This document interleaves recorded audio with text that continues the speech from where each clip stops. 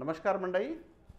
सोयाबीनवर yellow mosaic नावाचा हा जो रोग आहे हा अत्यंत भयंकर रोग आहे. हा 100% सुद्धा नुकसान करू शकतो.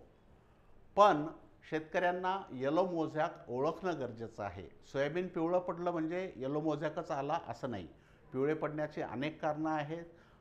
पाणी जास्त झाला किंवा पाण्याचा ताण पडला किंवा तुमची चुनखडी जमीन असेल किंवा तुमचे झिंक फेरसची कमतरता असेल, या पद्धतीनं वेगवेगळ्या कारणानं पिवळं पडते सोयाबीन. मात्र हा पिवळेपणा जो आहे येलो मोझॅकचा फोटोमध्ये दाखवल्याप्रमाणे असे पिवळे ठिपके पडणं म्हणजे येलो मोझॅक होय.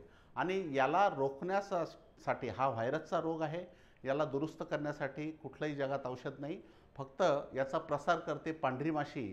तर या रोगाचा प्रादुर्भाव कमी करण्यासाठी हे पिवळे पडलेले झाडं जे आहेत हे उपटत राहणे, सतत 8-10 दिवस हे पिवळे झाडं उपटत राहणे. आणि असे झाडं शेतात दिसल्याबरोबर पांढरी माशीचं, कारण पांढरी माशी याचा प्रसार करते, हिचं नियंत्रण करणे.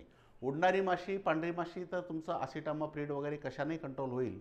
मात्र अंडे, पिल्लं आणि उडणारी तिन्ही स्टेज जर पांढऱ्या माशीच्या कंट्रोल करायचे असेल तर ओढाची एक्स्ट्रा हे कीटकनाशक 30 मिली प्रतिपंप फवारा आणि झाडं उपटत राहा. पिवळे झाडं लगेच उपटा. धन्यवाद.